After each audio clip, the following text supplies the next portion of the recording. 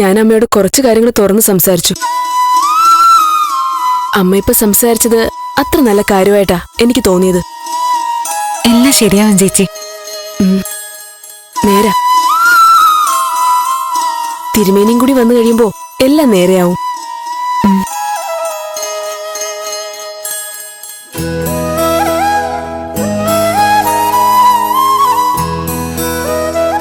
പ്രഭയിലെ ഈ മാറ്റം മറ്റുള്ളവരെ സന്തോഷിപ്പിക്കുന്നുണ്ട്.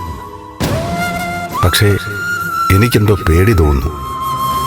ഈശ്വരനെ തേടലും ജാതകം നോക്കലും എന്തെങ്കിലും പ്ലാൻ ചെയ്യുന്നുണ്ടാവുമോ?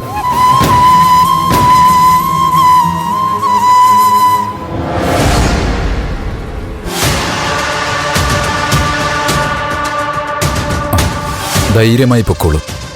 ബാക്കിയൊക്കെ ഞാൻ ഏറ്റു. ബ്രഹ്മദത്തൻ തിരുമേനിയെ എനിക്കൊന്ന് കാണാൻ പറ്റുമോ? മുറിയിൽ വിശ്രമിക്കുക.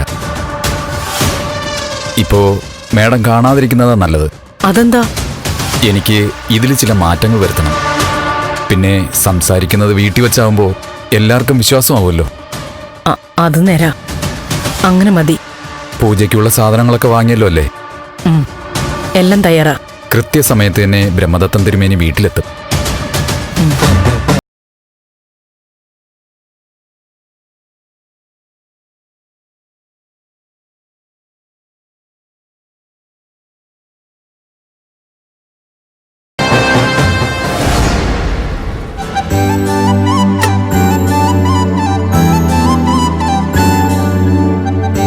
പോയി പറ ചേച്ചി പ്ലീസ്. നിന്റെ അല്ലേ ആഗ്രഹം, നീ തന്നെ പോയി പറഞ്ഞാ മതി. ഞാൻ പറഞ്ഞാലൊന്നും മുരളിയേട്ടൻ കേക്കില്ല, അതുകൊണ്ടല്ലേ. എനിക്ക് താല്പര്യമില്ലാത്ത സംഗതിയായോണ്ട് ഞാൻ പറയുന്നില്ല.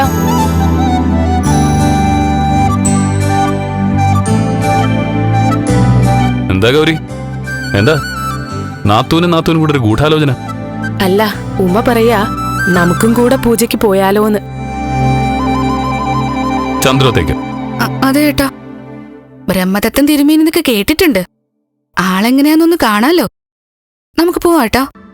അത് വേണ്ട മോളെ, പ്ലീസ് ഏട്ടാ, ഒരു രസമല്ലേ. ദേവിക ചേച്ചിക്ക് ഒന്ന് കാണുകയും ചെയ്യാം. വേണ്ടാന്ന് പറഞ്ഞില്ലേ?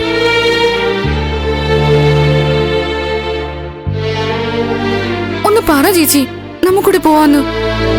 ചേച്ചി വരുന്നില്ലെങ്കിൽ ഞാനെങ്കിലും പോട്ടെ.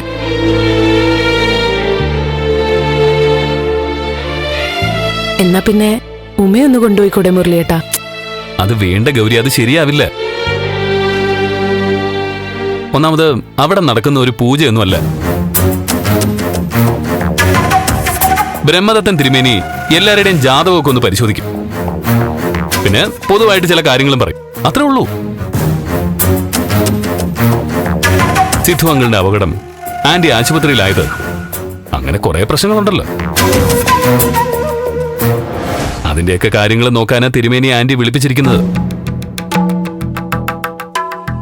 അപ്പോ അങ്ങനെയുള്ളൊരു വിഷയം ആയതുകൊണ്ട് മറ്റുള്ളവർ ചെന്ന അവർക്കും ഒരു പ്രയാസമായി തോന്നും.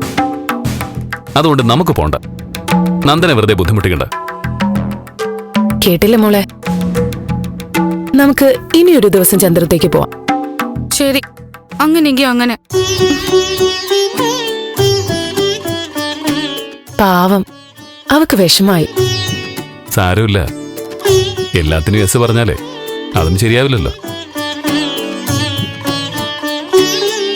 അല്ല, പ്രഭ ആന്റിക്ക് പെട്ടെന്നൊരു ആത്മീയത വരാൻ വേറെന്തെങ്കിലും കാരണമുണ്ടോ? വേറെന്ത് കാരണം?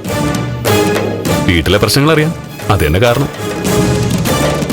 അല്ല, നമ്മളൊക്കെ ഒരു കാര്യം കാണുന്നിടത്ത് 9 കാര്യം കാണുന്ന ആളാ ആന്റി.